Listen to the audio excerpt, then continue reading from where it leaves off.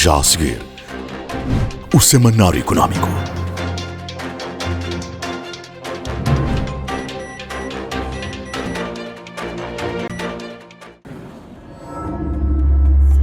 PNI, milhões de braços, uma só força.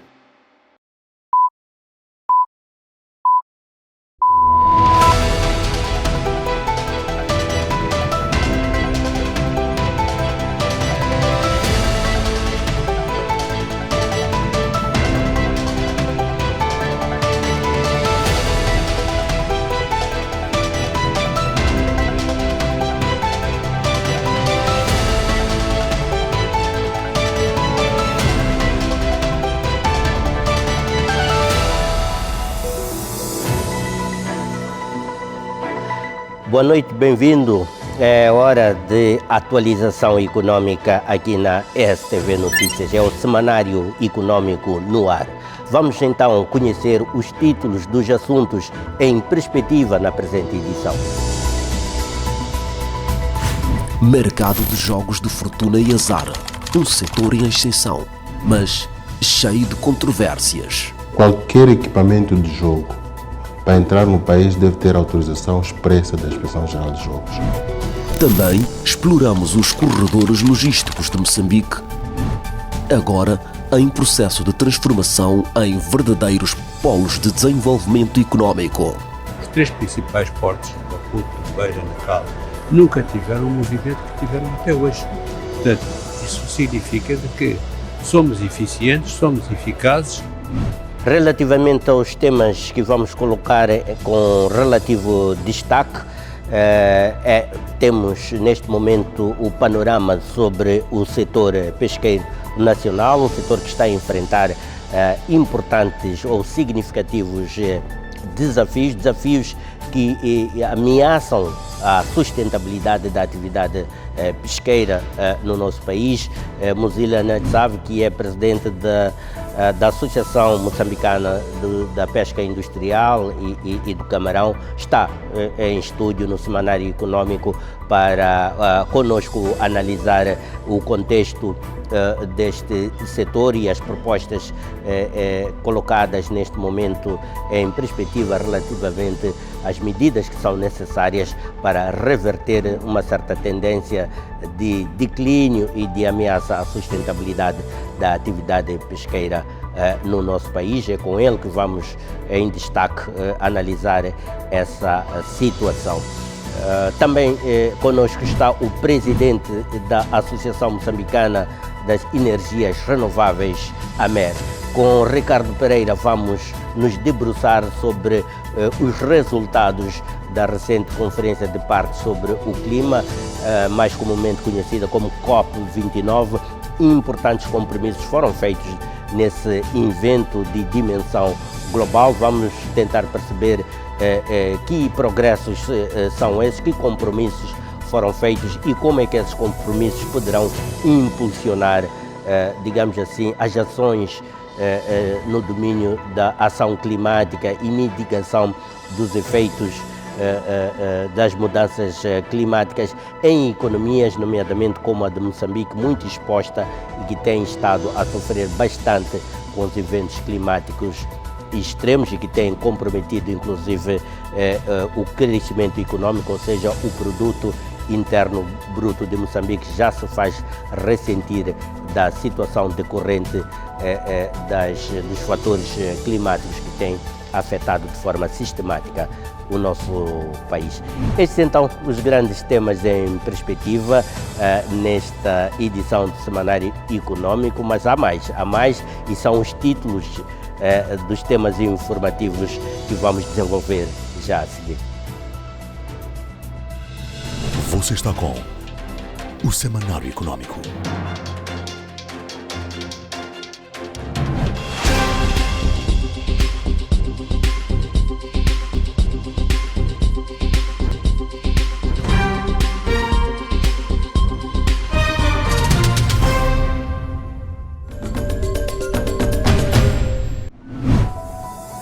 Os corredores de desenvolvimento de Moçambique criaram muita expectativa, dado o seu potencial para a dinamização da atividade econômica nacional. Como sabe, Moçambique também é conhecido como um país de economia de serviços e nesse particular os corredores desempenham aqui um papel de charneira.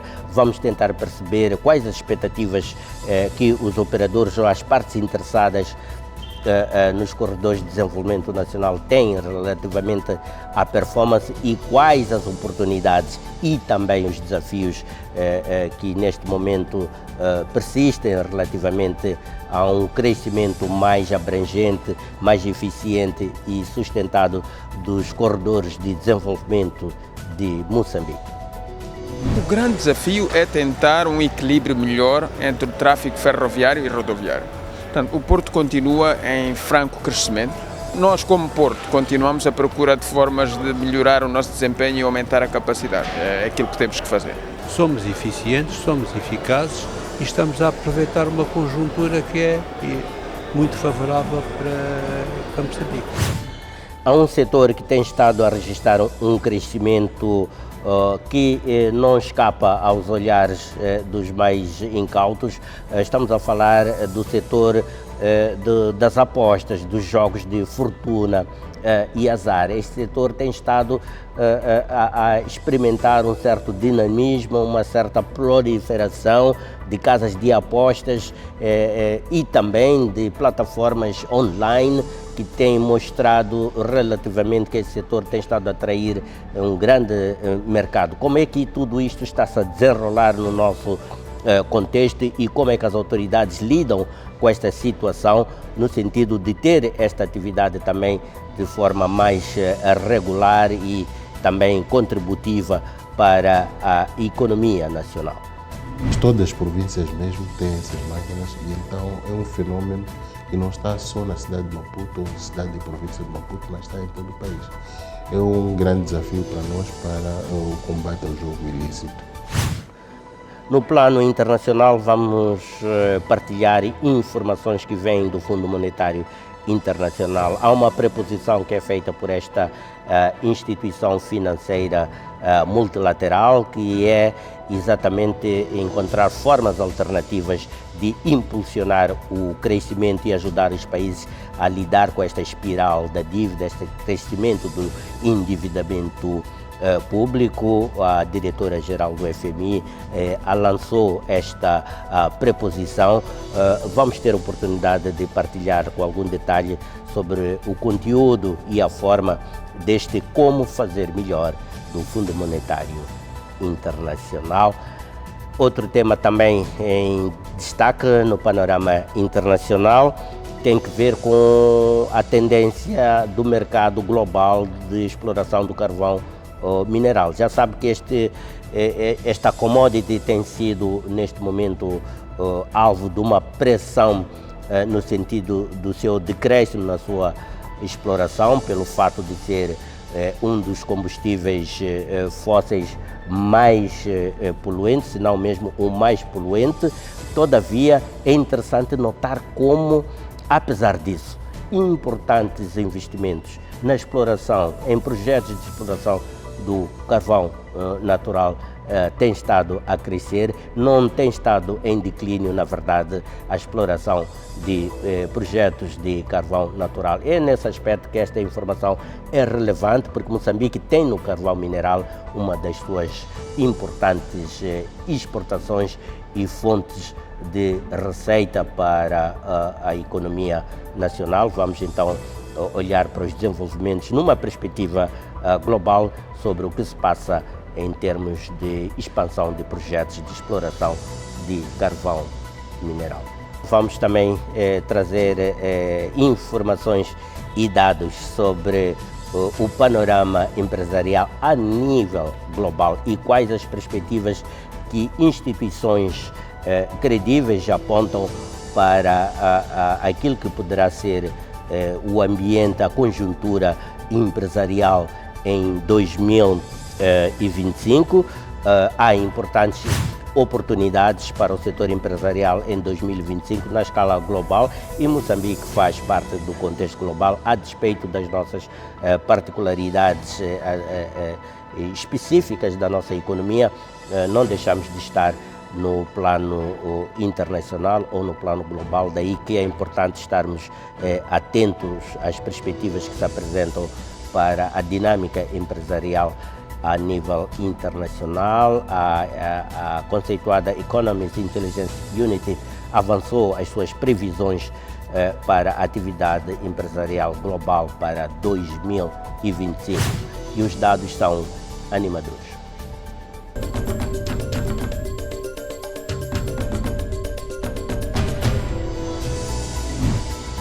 Abrimos então ao desenvolvimento da nossa atualidade informativa. Conforme anunciado, avançamos pelos corredores. Como fazer efetivamente os nossos corredores deixarem correr o fluxo de mercadorias, de pessoas e bens? Importantes reformas foram anunciadas este ano para impulsionar o dinamismo esperado no setor. Os operadores têm estado a dar uma nota positiva à dinâmica que se tem estado a implementar no desenvolvimento deste setor fulcral da estrutura econômica de Moçambique. Os corredores de transporte em Moçambique, como os de Maputo, Beira e Nacala, são pilares fundamentais para a economia nacional e regional. Mais do que vias de logística, estes corredores são estratégicos para a integração económica da Comunidade de Desenvolvimento da África Austral e para o posicionamento de Moçambique como um ator logístico de destaque na região. Recentes esforços governamentais e privados visam transformar esses corredores em corredores de desenvolvimento, catalisando crescimento económico, redução de custos e criação de empregos. Os recursos de que dispomos para reabilitar e construir as nossas estradas são escassos. Daí que a produção e a produtividade deste país torna-se fundamental para gerirmos os nossos próprios recursos de uma maneira transparente para podermos pôr ao uso social. A localização geográfica de Moçambique permite que o país seja uma plataforma de ligação entre o interior da África Austral e os mercados globais. Países sem litoral, como Malaui, Zâmbia e Zimbábue, dependem dos portos moçambicanos para exportar bens como minerais, produtos agrícolas e importar bens de consumo essenciais. Esta posição confere a Moçambique uma vantagem estratégica, mas também a responsabilidade de melhorar continuamente a eficiência logística. E a única solução para nós termos recursos é produção e produtividade. Não há outra magia, na minha opinião pessoal. Agora, temos que produzir esses recursos e gerir muito bem. O Porto de Maputo, o maior do país, exemplifica os avanços alcançados. Em 2023, o Porto movimentou cerca de 31 milhões de toneladas, triplicando o volume registrado há uma década. Este crescimento é reflexo de investimentos significativos em infraestruturas, como dragagem de canais de navegação e modernização tecnológica, bem como de digitalização de operações, que reduziu custos e aumentou a transparência. O grande desafio é tentar um equilíbrio melhor entre o tráfego ferroviário e rodoviário. Portanto, o Porto continua em franco crescimento. Nós, como Porto, continuamos à procura de formas de melhorar o nosso desempenho e aumentar a capacidade. É aquilo que temos que fazer. A visão de transformar corredores de transporte em corredores de desenvolvimento integra setores econômicos diversos. Isso inclui a criação de zonas econômicas especiais ao longo dos corredores para atrair indústrias, fomentar o comércio regional e gerar emprego. No corredor de Nacala, por exemplo, o Porto recebeu investimentos de 300 milhões de dólares para sua modernização, financiados pelo Japão. Este porto será fundamental para os países vizinhos, como Malaui e Zâmbia, cujas economias dependem da exportação de minerais. No corredor da Beira, a modernização de infraestruturas é acompanhada de propostas para pipelines que facilitem exportação de combustíveis, além do crescente uso do porto para o transporte de fertilizantes e produtos agrícolas. Embora haja avanços notáveis, o setor enfrenta desafios significativos. Um dos maiores é a necessidade de equilibrar o uso do transporte ferroviário e rodoviário. Atualmente, cerca de 60% do transporte do corredor de Maputo é feito por ferrovia, mas esforços visam ampliar esta cota para reduzir os impactos ambientais e os custos de manutenção de estradas. É um modelo que vale a pena pensar e refletir sobre ele. É que há uma estratégia, há um plano, esse plano vai ser implementado, é possível monitorar e agora é preciso dar tempo para monitorar os resultados. Vamos caminhar para a melhoria, não para... porque quando se tem uma direção certa, quando se tem um objetivo certo, isso é mais fácil de trilharmos o caminho e chegarmos ao fim do caminho com resultados positivos. Outro desafio é a integração digital e a segurança cibernética, consideradas fundamentais para modernizar o setor logístico. Iniciativas como o Plano Diretor Nacional de Transportes e o projeto de digitalização com o Banco Mundial, avaliado em 250 milhões de dólares, visam criar um sistema integrado, eficiente e seguro. Os jogos de fortuna e azar são um setor em franco crescimento em toda a parte do mundo. Moçambique não é exceção. África subsaariana, onde Moçambique está inserido, tem estado a demonstrar um crescimento explosivo deste ramo, desta atividade econômica associada aos jogos ou às apostas, quer elas sejam em formatos mais tradicionais, como casino e casas de apostas, quer sejam também através de plataformas digitais ou online. A despeito deste crescimento, a questão que trazemos é Moçambique. Como é que tem estado a abordar o florescimento deste setor? Que medidas têm estado a ser implementadas para trazer esta atividade para um contexto mais regulado e que também salvaguarde os interesses dos cidadãos e também daqueles que são investidores neste ramo de atividade econômica? De impactos da pandemia à recuperação parcial em 2024, o setor registra avanços estratégicos, mas enfrenta desafios para consolidar sua relevância econômica. O setor de jogos de fortuna e azar em Moçambique, regulado pela Inspeção Geral de Jogos, tem passado por uma trajetória de altos e baixos marcada por impactos econômicos, desafios de gestão e novas oportunidades. De 2020, ano crítico devido à pandemia da Covid-19, até 2024, com um crescimento de 12,8% nas receitas fiscais provenientes dos casinos, o setor revela uma recuperação, embora ainda distante de alcançar todo o seu potencial econômico. Em 2020, as receitas fiscais dos jogos de fortuna e azar sofreram uma queda de 32,55%, passando de 375 milhões de meticais em 2019 para 253 milhões, consequência do impacto das medidas restritivas da pandemia. O encerramento temporário dos casinos afetou drasticamente as atividades, interrompendo uma tendência de crescimento observada até então. Com a reabertura gradual em 2021 e a adaptação às novas condições, o setor começou a mostrar sinais de recuperação. Em 2023, os impostos arrecadados pelos casinos cresceram em 21,9%, atingindo 371,1 milhões de meticais.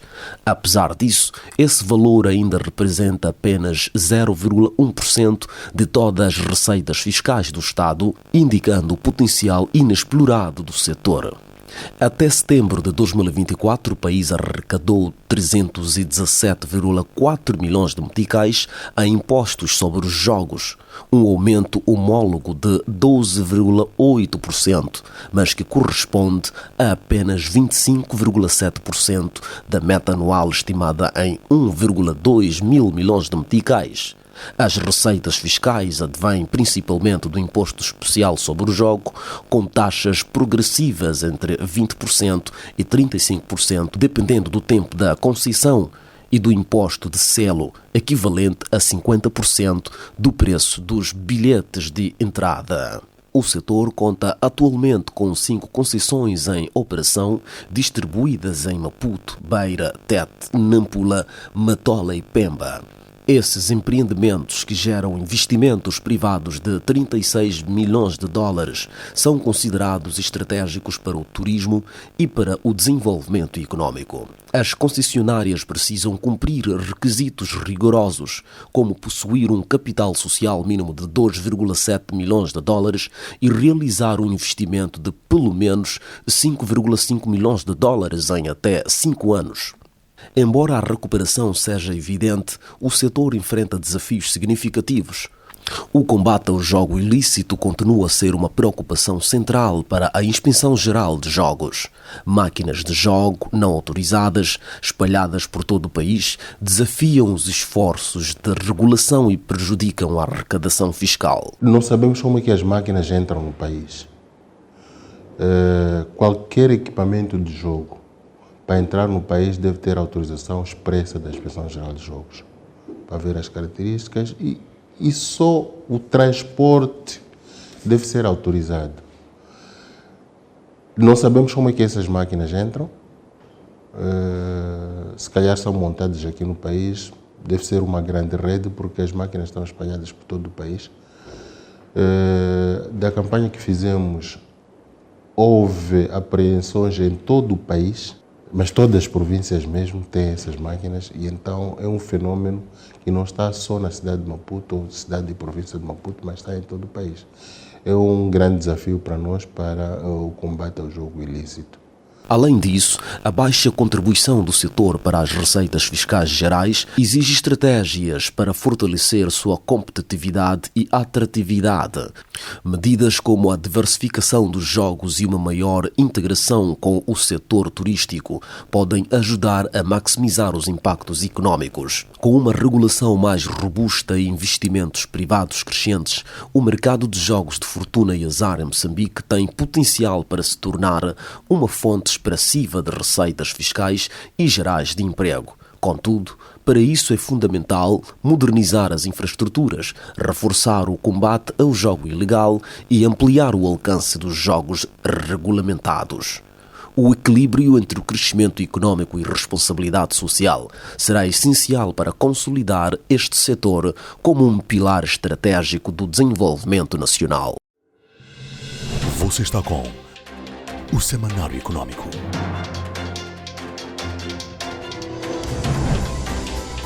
E vamos então à análise do setor pesqueiro nacional, um setor que é apontado como de elevada importância socioeconômica, contributiva, relevante para o crescimento econômico do país e que ainda assim oferece desafios não negligenciáveis.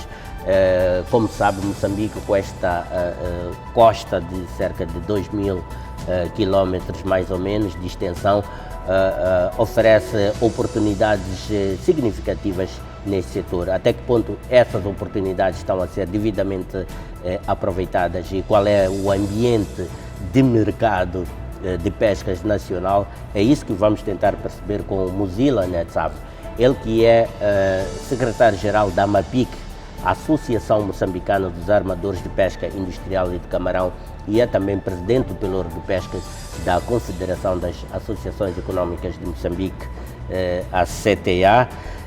Muzila, boa noite, obrigado por vir ao Semanário Econômico para tentarmos pescar sobre aquilo que as nossas águas nos oferecem neste setor.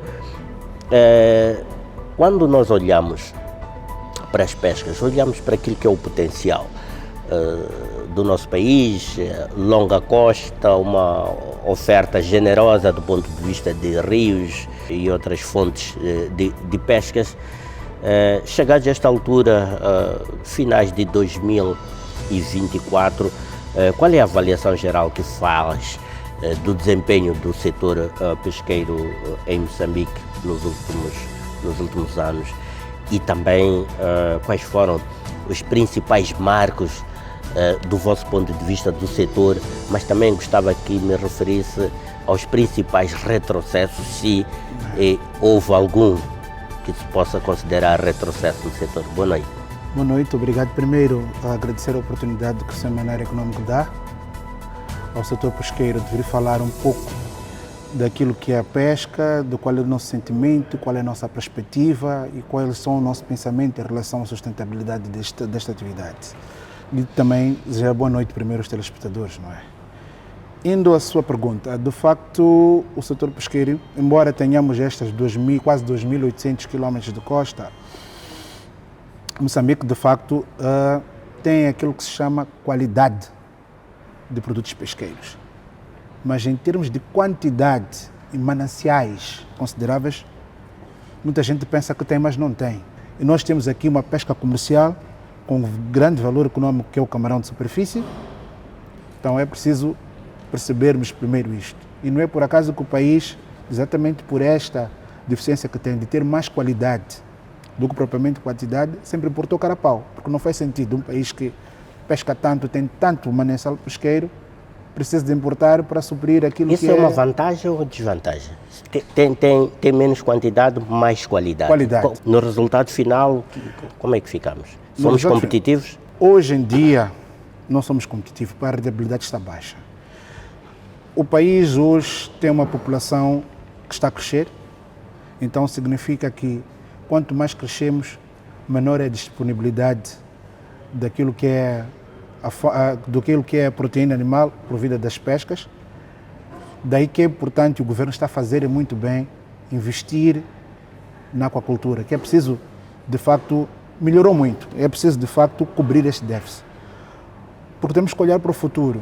As pescas de forma natural, aquilo que é captura selvagem, não vai ser suficiente para alimentar a população do país e do mundo dos últimos anos. Então é preciso outras coisas. Moçambique tem que aproveitar as suas condições climáticas que tem, principalmente para fazer maricultura e aquacultura em Goiás, que é mais barata, não é? E potencializar todas as outras condições que tem junto às zonas interiores. De que forma é que o setor privado se posiciona face aos desafios apresentados? Eu sei que o setor privado tem levantado questões como elevados custos operacionais nos quais desenvolve as suas atividades, a redução também da competitividade nos mercados internacionais. É verdade. É por isso que nós estamos uma espécie de um SOS em relação àquilo que vai ser a sustentabilidade do setor. Só para lhe ficar a saber, neste preciso momento, operacionais, estou a falar de empresas industriais, só são mais ou menos 3 empresas. Apenas 3? Apenas 3 empresas, que é o Grupo Pescamar, que é o Grupo CIP, é o Grupo Custamós. O Custamós em Climane, o Grupo Pescamar em Sofala e o Grupo CIP aqui, que praticamente são os únicos sobreviventes, exatamente por causa dos custos operacionais e as condições do mercado. Houve um desinvestimento no setor nos últimos anos? Não necessariamente desinvestimento. Houve uma concentração? Houve várias mudanças. O setor está muito concentrado do ponto de vista houve várias mudanças. Só para ter uma ideia, há 20 anos ou mais de 20 anos, existiam, só na pesca de camarão, existiam 92 embarcações. Hoje, existem menos de 36. Porque houve um declínio daquilo que é a disponibilidade do próprio recurso. Sim. Houve mudanças na lei que permitiram que mais pessoas tivessem acesso e provocou com que o governo tomasse medidas com vista ainda a manter uma pescaria comercial. Hoje, a pescaria de camarão é uma pescaria fechada. Significa que as empresas, para serem rentáveis hoje, por exemplo, no camarão, têm que ter barcos relativamente mais pequenos, mais eficientes, não é? De modo a serem rentáveis, aquilo que capturam diariamente, conseguir fazer o break-even. Isso é um ajustamento natural do mercado do setor das pescas ou é uma questão da própria estruturação do setor, com os fatores que comprometem a eficiência e a competitividade da atividade pesqueira nacional? O país não teve escolha em função daquilo que era declínio da pescaria. Teve que adotar medidas restritivas. Por exemplo, a parte industrial foi muito afetada. Imagina, de 92 barcos hoje para 36. Tivemos que mudar a forma de pescar. Em vez de ser toneladas, que antes eram 9.000, há 20 anos, o target máximo eram 9.000 toneladas. Significa que as embarcações era abrir a boca de qualquer maneira, pescavam até tios, mas o pesqueiro hoje não permite isso. Não permite isso. Tem que fazer um reajuste pela forma de pescar. Então, isso obriga o quê? As empresas a fazerem um investimento no sentido de redução de frota, porque com os barcos que têm, com os materiais que elas têm, não é possível rentabilizar pela nova forma de o fazer, porque aquilo que chamamos de rendimentos médios diários não cobre o custo. Eu vou lhe dar um exemplo concreto. Um barco hoje de pesca, para ter uma noção, vou falar de um barco pequeno de 26 metros. Para tu meteres ele durante 30 dias, o custo de armação arronda à vontade dos $300.000. Gasta-te combustível na ordem dos 3 toneladas, cerca de 3.000 litros de diesel dia. Então aquilo que tu vais buscar tem que cobrir. Então, se entras na operação pesqueira, aquilo que estás a ir buscar não bate, tu tens que sair, porque estás a ter prejuízos. Por isso que algumas empresas pararam, deixaram de ir ao caminhão, porque aquilo que a estrutura delas estão montadas com o tipo de barco que tem, não lhes permite serem eficazes ou eficientes na pescaria do camarão, por exemplo. Tive que ir para outras pescarias, como a gamba e o processo de profundidade neste quadro, para poderem trabalhar e poder. Então, esse também foi um dos fatores que fez com que o número de embarcações, o número de empresas reduzisse. E mesmo entre nós, que temos os barcos mais pequeninos, aparentemente mais eficientes... Mas não foi essa redução não foi um ajustamento às dimensões e ao potencial do mercado? Não está fazendo do mercado. O mercado é uma coisa, produção e produtividade pesqueira é outra. É outra. Nós estamos a falar que nós quando pescamos temos que pescar com sustentabilidade. E nos dias de hoje não nos é permitido e não é possível pescarmos tanto, porque o recurso assim já é pouco. Entraram novos players. Fora disso, por causa de vários outros fatores, como mudanças climáticas, mineração de areias pesadas ao longo da costa e outros fatores, fizeram com que o pesqueiro fosse ainda mais reduzido. E principalmente aquilo que é a pesca ilegal. Existência de artesanais não licenciados, existência de artes nocivas que põem uma arte de pesca chamada chococota no desembocadouro dos rios, onde tudo que está a sair dos mangás, que é o local de reprodução, para alimentar o pesqueiro, fica ali.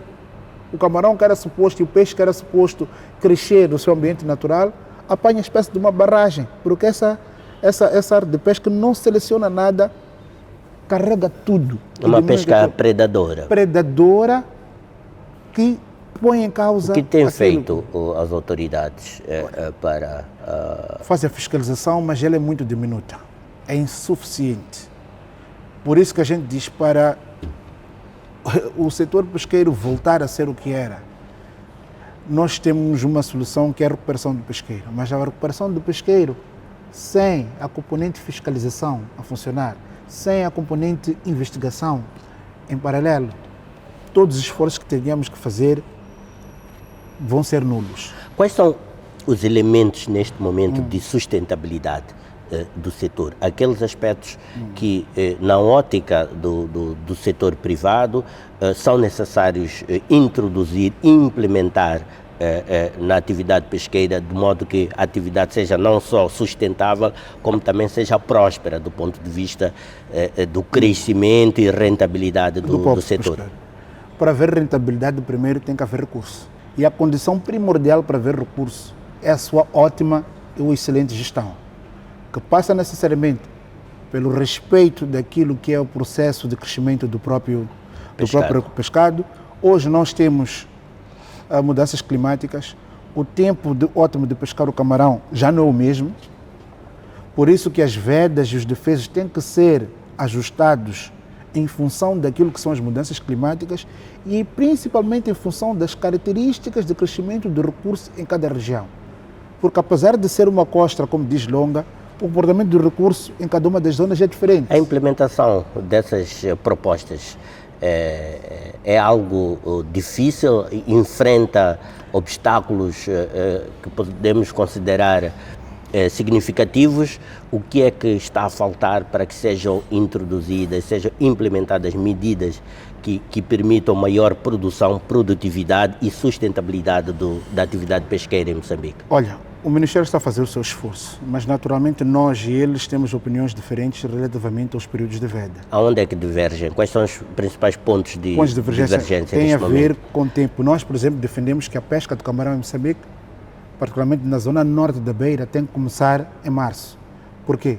Tem tamanhos comerciais, está mais concentrada, porque o camarão é uma espécie, por exemplo, que ela funciona ou ela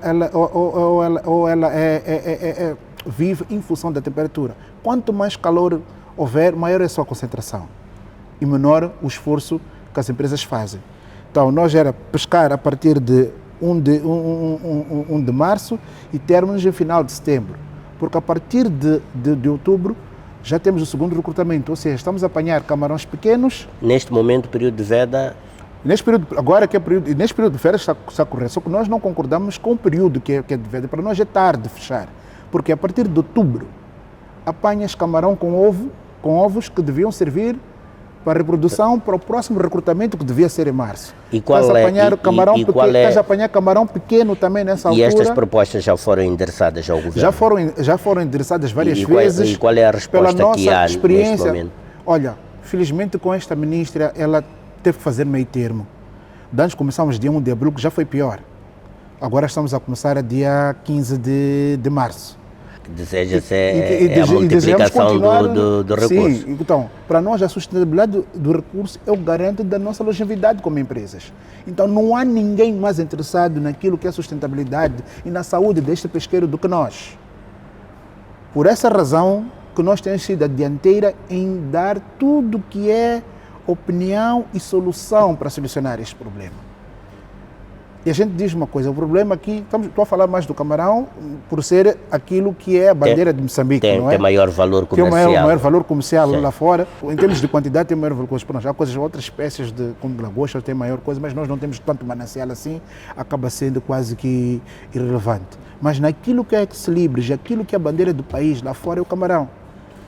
E nós cometemos um erro ao longo destes anos, fizemos política com isto. Camarão foi aquilo que assegurou divisas para este país durante muito tempo. Antes de entrar aqui o gás, entrar aqui o carvão, entrar aqui a mosal e tudo mais. É natural que hoje as pescas, naquilo que é o seu contributo para o PIB, reduziu. Deve estar aí a 2% ou menos 3%. Foi muito pressionado este recurso. Foi muito pressionado, mas, felizmente, comparado aos outros países como o Quênia, que tem um TAC de 400 toneladas, TAC é total admissível de captura. No Quênia, a captura máxima são 400 toneladas, não podes capturar mais porque não existe recurso. Na Tanzânia nem falo porque dizimaram. Em relação ao período de pico, do ponto de vista de produção pesqueira, até o período atual que estamos a analisar, qual foi o declínio que se verificou mais ou menos? Eu vou lhe dar um exemplo. Se em 2000 o TAC era de 9.200 toneladas, se não me engano, hoje aquilo que é a produção industrial combinada de todos os atores juntos já não chega a 3.000 toneladas, excepto em 2017, quando o governo percebeu que tinha que fiscalizar também a pesca artesanal, houve algum esforço, os rendimentos explodiram, porque nós estamos aqui a tratar-se de uma coisa, João, que é preciso ter noção disto. Estamos a tratar de recursos renováveis, que recursos que bem geridos, bem controlados e bem vigiados, em pouco tempo eles regeneram. Essa é a principal fragilidade desta atividade neste momento, fiscalização. Fiscalização, porque eu acredito piamente que naquilo que é o curso normal do processo reprodutivo acontece. Só que ele acontece em tempo diferenciado por causa das mudanças climáticas, mas acontece. Acontece. O que nós e as principais atividades de risco é a pesca ilegal ou é a pesca inapropriada? Portanto, você até ilegal, pode estar licenciado e não pescar adequadamente. É pesca ilegal, não é? Porque aumenta a pressão, porque não estás licenciado, mas principalmente a pesca inapropriada. Vocês sentem que o setor não tem capacidade de fiscalização? Não tem meios suficientes para fazer. Esta costa é grande. Há sítios aqui locais que são inacessíveis por terra, O Ministério tem que ter barcos que vão até lá dentro, ver o que está a acontecer, desmantelar as cocotas. E essa pesca ilegal é feita mais por operadores internos, nacionais, ou há redes também de contrabando pesqueiro que florescem na nossa costa e que pressionam os recursos e fazem esta pesca predadora ou, se quisermos, ilegal também? Nós temos dois tipos. Tem esta, que é feita por estes artesanais ilegais e estes que usam artes nocivas, que comprometem aquilo que é a alimentação do pesqueiro, mas também temos uma pesca predadora, de uma pesca industrial, que é feita para nós, é feita sob causa de pequenos pelágicos. Moçambique não tem mananciais suficientes, aquilo que eu estava a dizer, para sustentar essa pesca. O valor comercial desse tipo de peixe é muito baixo. Quais são as propostas que nós temos... os operadores comerciais da pesca mais comercial, em função do conhecimento técnico e científico da atividade, provavelmente, fazem ao governo e como é que estas propostas têm sido aceites ou implementadas? Olha, nós temos feito propostas como vem dito, em relação, não em termos de redução de tempo daquilo que é a veda, mas no seu deslocamento, que eu disse. Olha, os períodos mais propícios para a pesca, pelo menos na parte norte da beira, não é? Devemos começar a dia 1 de março e terminar a dia 30 de setembro. Na parte sul, o comportamento é diferente, demora a crescer mais. Estes deviam começar a pescar entre finais de abril, maio e irem até dezembro. É o que eu disse. O comportamento do recurso ao longo da costa não é. Para além dos períodos de veda, que outras medidas são necessárias para estimular o crescimento do setor? É isto que estamos a dizer. Controlar as zonas estuarinas, controlar a pesca ilegal e criação neste preciso momento. Para o futuro nós não temos outra alternativa porque o pesqueiro está doente. O que nós temos que fazer aqui agora, doravante, primeiro é a redução de esforço total, tanto da pesca artesanal como assim próprio da pesca industrial. Criação de santuários de pesca, que é preciso recuperar. Nós acreditamos que se nós fizermos isso nos próximos 2 anos, sacrificamos nós, porque vamos perder emprego, vamos ter maiores estruturas, porque a empresa mantém-se, mas aquilo que trabalha, os meios são poucos, significa que o custo vai ser muito alto para nós operarmos, porque não vamos ter a quantidade nem os meios todos a funcionar, mas é um sacrifício todo que nós temos que fazer. Sob o pena o risco de desaparecer, eu já lhe disse que só existem 3 empresas moçambicanas a funcionar. E nós já reduzimos aquilo que é a nossa frota, os outros também. É que se nós não tomarmos medidas de choque hoje, agora, daqui a 1 ano tu já não tens pesca industrial em Moçambique. É esquecer mesmo. Então, graças a Deus que o Ministério percebeu isso, e ontem tivemos uma reunião. Está sensível. Já está sensível, já percebeu, já gritou, já gritamos, dissemos, nós estamos numa situação altamente crítica. Mas sabemos que vamos ter desafios. Ainda estamos num ponto em que é possível reverter. Estamos num ponto, se tomar medidas urgentes e sérias, sabemos que vai ter certas implicações. Agora, o que nós temos que ver é como é que nós damos renda àquelas pessoas que vão parar de pescar, porque eles têm que fazer atividades alternativas à pesca, não é? Aí entre os outros setores, como a agricultura e todos os outros, no sentido de realocar esta gente, porque as pessoas precisam de comer. Não vais dizer para não pesca e não come, não é possível. Não é? É preciso diversificar esta área. O próprio Estado vai ter que perder receita porque os operadores não vão funcionar. Temos que ir buscar alguma receita para puxar. Então temos que trabalhar em conjunto em busca de soluções, porque se não nos darmos as mãos e não indoctrinarmos nas nossas mentes que é preciso recuperar o pesqueiro, e é possível. É possível porque estamos a falar de recursos, coisas renováveis. Como o setor precisa de um realinhamento. Precisa de realinhamento total e completo. Precisa de realmente total. Mozilla Nhatsav, muito obrigado por estar aqui no Semanário Econômico, a partilhar conosco este retrato, esta realidade que é a atividade pesqueira, uma atividade, conforme teve a oportunidade de perceber, representa uma oportunidade econômica importante para Moçambique, mas que enfrenta neste momento desafios de vária ordem e que, conforme referido no final, precisa de um realinhamento para recuperar os momentos áureos que já caracterizou este setor e que impactou substancialmente no crescimento econômico do nosso país. A nossa escalada informativa vai prosseguir. Mozilla, até uma próxima oportunidade. Obrigado. Boa noite. Boa noite, obrigado. Continuamos então a nossa escalada informativa aqui no Semanário Econômico. Você está com o Semanário Econômico.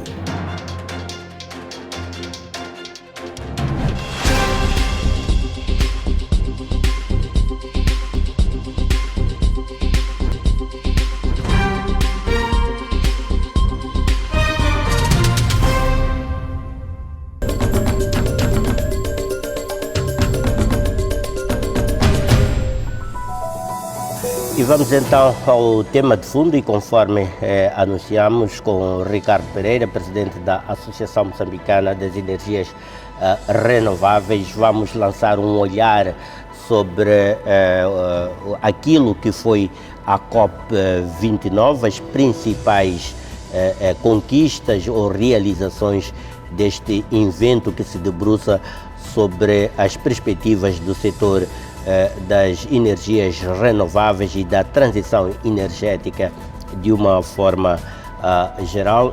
Ricardo, boa noite, bem-vindo ao Semanário Econômico.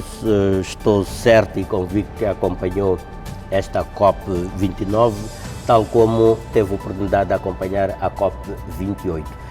Quando olha para os dois eventos e as coloca em perspectiva, com que imagem é que fica do ponto de vista de resultado, de evolução, para onde chegados a esta COP29? Boa noite, João Carlos, muito obrigado e boa noite a todos os espectadores. De facto, obrigado mais uma vez por este convite e por vir debater este tópico que é tão importante, que é a nossa participação, a COP, não é? A Conferência das Partes, e a participação de Moçambique. Respondendo à pergunta, de facto havia muita expectativa. Esta COP29, que aconteceu a 11 de novembro, então 11 de novembro até 22, dado que a COP28 fez bastantes promessas, vamos dizer, especialmente para quem tem esta perspectiva de um país em desenvolvimento como o nosso e que está altamente fustigado pelas mudanças climáticas. E, portanto, havia muita expectativa e no sentido de ver o que é que das promessas que foram feitas e dos chamados os pledges, os compromissos que foram feitos pelos vários países durante a COP28, o que é que havia ter sido feito até a COP29. E de facto houveram alguns avanços, vamos dizer, especialmente na questão de perdas e danos. Houve uma operacionalização desse mecanismo, e esse mecanismo que toca é na questão de haver financiamento climático suficiente para que os países que de facto sofrem pelas mudanças climáticas possam aceder a estes recursos e ter acesso a dinheiro que possam utilizar para fazer a recuperação de perdas e danos.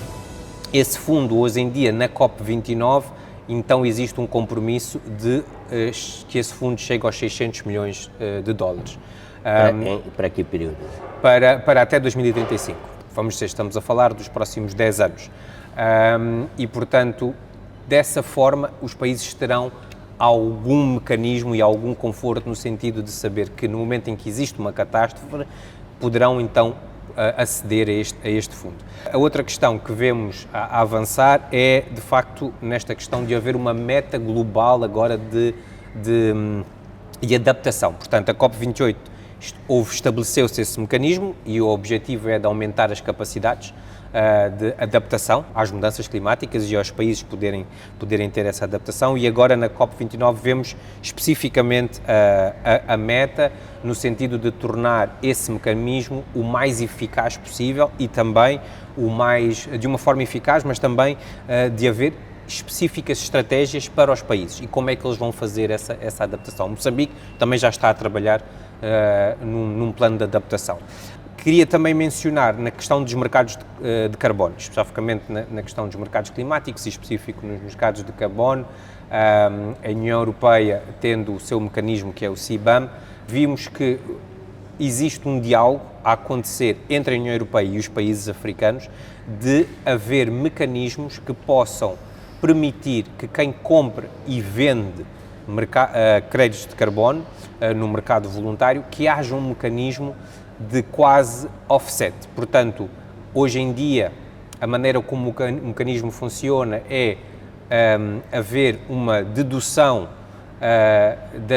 das multas ou das penalidades que um poluente tem que fazer, e com este novo mecanismo, especialmente tendo em conta a África, portanto, e isto é uma questão importante, a COP29 teve de facto um foco sobre adaptação e mitigação para a África, e a África, inclusive, os países africanos, inclusive, tiveram uma posição forte e unida perante as outras regiões mais desenvolvidas.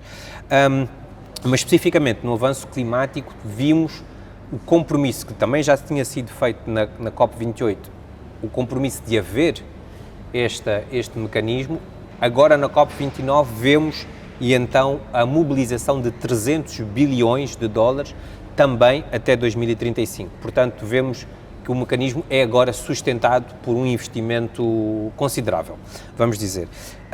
E por último, na questão das energias renováveis, que para nós, como Associação Moçambicana de Energias Renováveis, é um dos tópicos mais interessantes, e também na eficiência energética, este compromisso de triplicar, que também já tinha sido feito na COP28, triplicar o acesso universal através das energias renováveis e triplicar a eficiência energética, desta vez vê-se esse compromisso também a receber financiamento. E são por volta de, tenho aqui nas minhas notas, são por volta de, portanto, o que havia eram 100 bilhões e agora já estamos nos 300. Portanto, houve uma triplicação dos fundos disponíveis para este aceleramento, o triplicar as energias renováveis. Eu acho que o saldo é positivo, não há dúvida.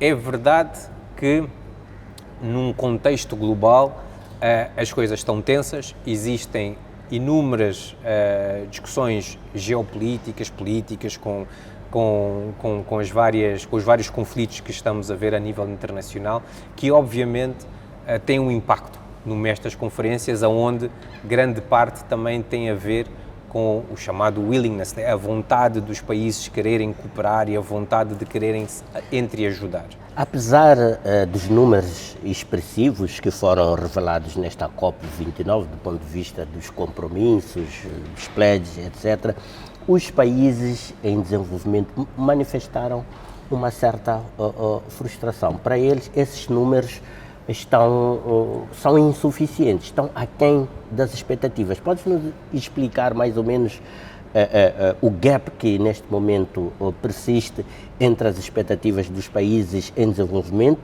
logo os menos poluentes, e os países desenvolvidos, os mais poluentes, e em princípio aqueles que devem compensar os menos poluentes? Obrigado, acho que é uma ótima questão. De facto, é um contrassenso, não é? Quando existe esta necessidade de quem menos polui, ou que de facto de quem menos contribuiu, portanto, o terceiro mundo, os países subdesenvolvidos não passaram pela Revolução Industrial e, portanto, não têm a mesma contribuição de poluição e de gases de efeito de estufa que os países desenvolvidos tiveram e que contribuíram, e hoje em dia é quem mais sofre.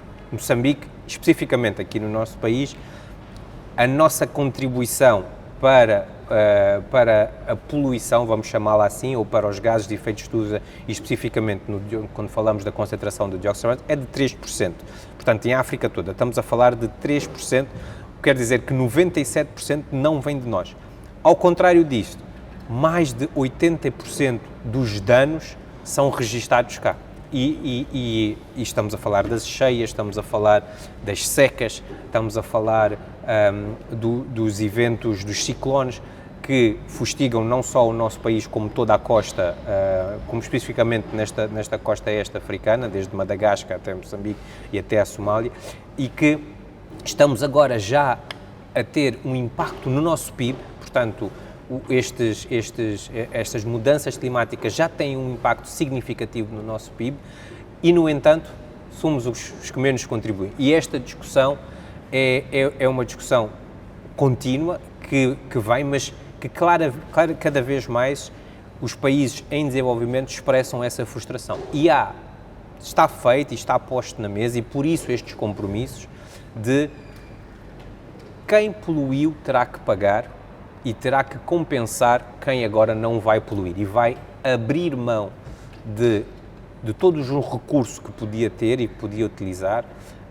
para se desenvolver e que agora não o poderá fazer. Agora, aqui é a questão que levantaste, que está tão bem levantada, que é, estamos muito aquém. Não vimos COP28, 100 bilhões, COP29, 300 bilhões. Estamos a falar de números elevadíssimos em qualquer espectro, mas vamos ver a necessidade, e as necessidades estamos nos trilhões, portanto estamos a falar de estar a 10, 20% daquilo que de facto é necessário. E portanto, e aqui normalmente as razões pela qual ouvimos que não é possível, mais uma vez, são os conflitos que estão a acontecer, é a necessidade de passar muito disto para as questões de segurança, muito do financiamento que poderia ser utilizado. E então aqui o debate é, meus amigos, nós temos que chegar a um consenso. Ou vamos chegar lá, ou não vamos chegar lá. E por isso sai-se da COP29 que uma expectativa muito grande para a COP30, que acontecerá no próximo ano no Brasil, sendo o Brasil um dos países, os BRICS, que não se identifica com quem poluiu imenso, mas também não está no mesmo pote é um pouco que mais, relativamente mais neutral. Exato. E que tem uma consciência de que... Mas que tem uma abordagem ambientalista bastante interessante e progressista. Né? Exatamente. E tem uma abordagem do chamado o Sul Global. Portanto, nós que estamos no hemisfério Sul e que normalmente fomos quem não contribuiu e que está a sofrer, ter esta capacidade de argumentar e poder dizer tocar-te lá, não é? e poder exigir que de facto existam os recursos para que a adaptação e a mitigação possa ser feita. Pondo a carne no assador, permite-me esta configuração, Moçambique pode alimentar expectativas digamos, fundadas de poder ver a sua situação melhorada em função do que foi conseguido nesta COP29? É uma ótima pergunta. Eu quero ser o mais honesto e o mais transparente possível. Eu acho que a COP28 foi um grande sucesso. A COP29 houveram progressos, tal como falamos aqui, mas daí a podermos dizer de boca cheia e confiantes que estamos no caminho certo e que Moçambique vai beneficiar, eu pessoalmente entre tenho as promessas e a materialização é uma grande distância. Eu tenho algumas reticências. Dito isto, eu acho que nós como país e tendo uma visão estratégica daquilo que poderemos alavancar, não vamos a tudo. E, portanto, existem sim alguns mecanismos e alguns compromissos que Moçambique pode beneficiar diretamente e, não direi imediatamente, mas no curto prazo.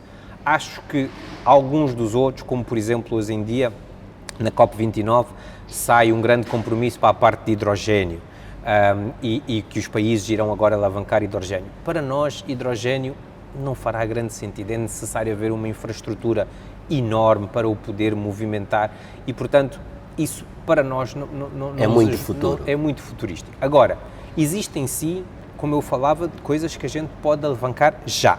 Portanto, uma delas existe este Pacto da Expansão de Armazenamento. O Pacto da Expansão de Armazenamento e das Energias Renováveis. É liderado pelos Estados Unidos e pela União Europeia e vai-se aumentar, portanto, em 15 vezes a capacidade de infraestrutura de armazenamento das energias. E, portanto, nisso, nós, como Moçambique, tendo mais de 50% da nossa população ainda fora da rede, temos a capacidade e temos o argumento para poder beneficiar dessa expansão e poder dizer, aqui é necessário que esse investimento venha, porque temos uma rede ainda fraca, que necessita este investimento e necessita de uma expansão. Estamos a falar de 50%. E temos um contexto que permita realmente que esse investimento flua para o nosso mercado. Exatamente. A EDM, que é a nossa utilidade e que tem toda a gestão da rede, já fez grandes avanços. Estamos a falar agora, já temos um código de rede, vamos ter uma central de despacho, portanto, estão criadas as condições para que, de facto, possa haver uma relevância desse pacto para Moçambique. Também temos alguns programas que estão a acontecer, o Proenergia, financiado pelo Banco Mundial, que é uma das partes que lidera este pacto, tem um programa em Moçambique focado na expansão da rede e, portanto, é muito fácil já haver esse encaminhamento dos recursos. Falávamos da mobilização do financiamento climático, dos tais 300 bilhões, isto, sem dúvida, para nós faz todo o sentido, já mencionei aqui os impactos que Moçambique tem, mas, acima de tudo, hoje em dia contamos já com a estratégia a chamada estratégia justa de transição energética, que toma em conta a necessidade de nós podermos transitar e ser um país à base de recursos sustentáveis que têm atenção à questão do clima. E, portanto, já está quantificado o que é necessário a nível de investimento. A estratégia da transição energética fala de quase 80 bilhões de uma forma geral, até 2050. Até 2035, até 2030, falamos de 10%, estamos a falar de 8 bilhões, que são necessários na infraestrutura de distribuição, estamos a falar nas redes de distribuição, nas redes de transmissão e também nos chamados projetos especiais. Pandamcoa sendo um deles, em que mais uma vez a nossa matriz energética fica à base das energias renováveis. Portanto, isso sem dúvida. E depois temos aqui duas outras iniciativas que podem ser facilmente adotadas. Na COP29 houve o chamado modelo TerraMed, que é um modelo em que há uma cooperação a nível dos países mediterrâneos, de uma entreajuda, e esse modelo em adicionar 1 terawatt de energia. Nós já temos a SADC, já temos a Southern African Power Pool aqui e, portanto, é um modelo que podemos replicar muito facilmente, especificamente para esta região aqui em Moçambique. E depois, por último, falar então existe a colaboração internacional, que isso foi um dos grandes pledges. Vamos colaborar cada vez mais e isto é liderado pela Alemanha e pela Noruega, já estão em Moçambique. A Alemanha e a Noruega, a Suécia e a União Europeia são dos maiores investidores e de parceiros no setor das energias e no setor do clima e, portanto, essa troca e essa colaboração, os mecanismos já estão feitos, é simplesmente aumentá-la e poder, como Moçambique, possamos cada vez mais usá-la.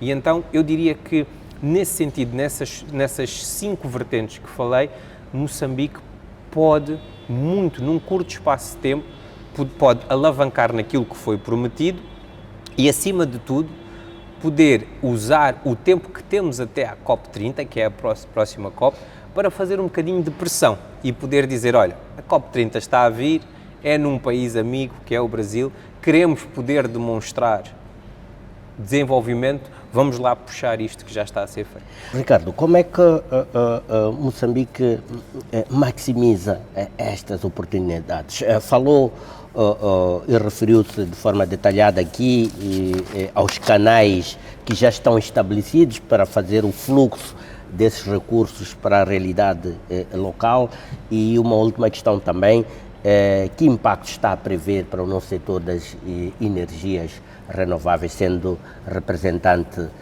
desse setor em Moçambique?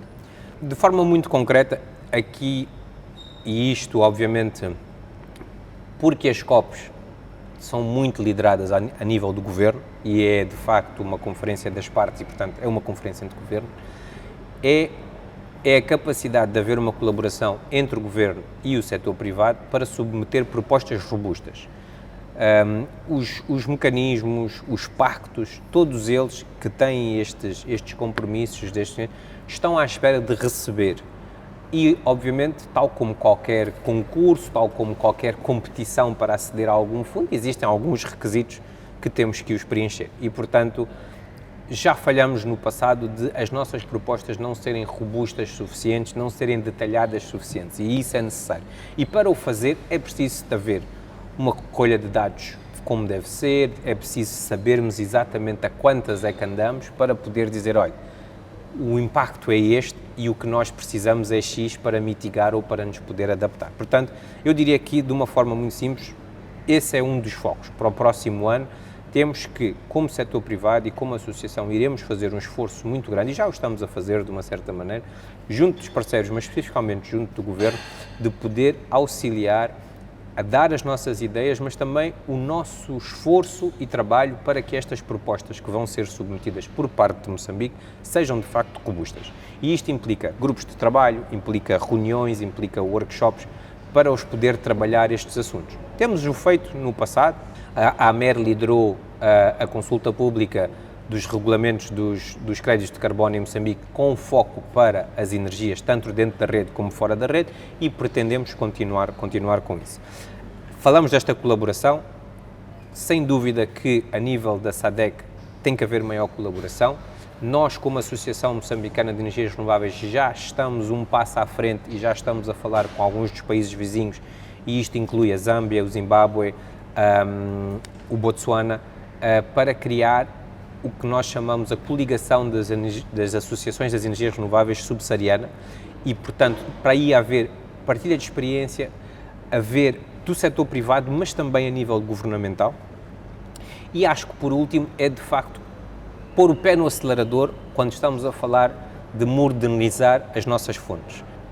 Vamos agora lançar o resumo de 2024 sobre o que aconteceu nas energias renováveis dentro do nosso setor, e já estamos a falar em números significativos. Já estamos a falar de à volta de 3 milhões de moçambicanos que todos os dias acedem, fora da rede, acedem a um serviço energético através de uma fonte renovável. Portanto, é consistente admitir que o setor vai continuar a crescer e de forma ainda mais acelerada sem dúvida.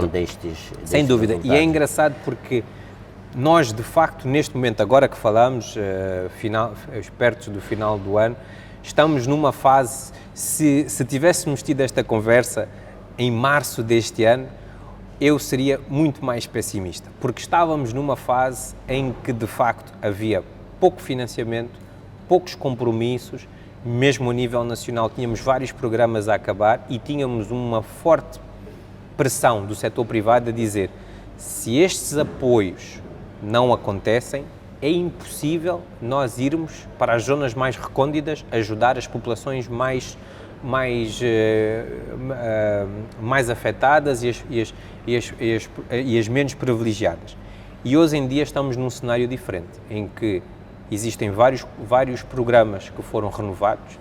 O Banco Mundial, através do Proenergia, tem um dos maiores programas agora para acesso de energia através de fontes renováveis, e estamos a ver um interesse do setor privado, tanto o que já existe, mas também quem vem de fora, com muito ânimo. E, portanto, eu tenho certeza que 2025 e 2026 vão ser anos em que vamos acelerar bastante o acesso. Oxalá assim seja, Ricardo Pereira. Desejo-lhe efetivamente um 2025 de um forte crescimento, um forte impulso para o setor das energias renováveis, e lá estaremos para acompanhar essa evolução que se materializará. Obrigado. Boa noite e até uma próxima oportunidade. Ficamos então por aqui relativamente ao tema de fundo, numa altura em que caminhamos também para o final do presente programa. Não vamos nos despedir sem antes apresentarmos o resumo dos principais momentos que definiram a presente edição do Semanário Econômico. Este é o Semanário Econômico.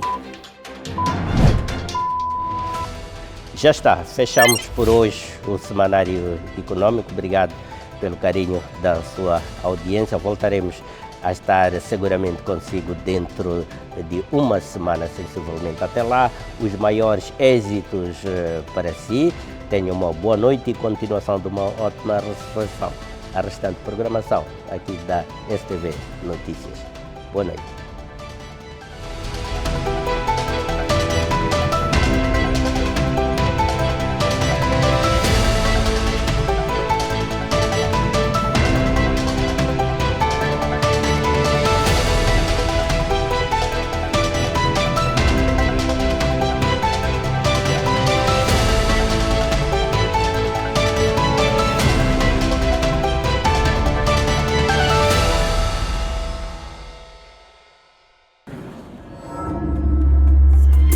GNI, milhões de braços, uma só força.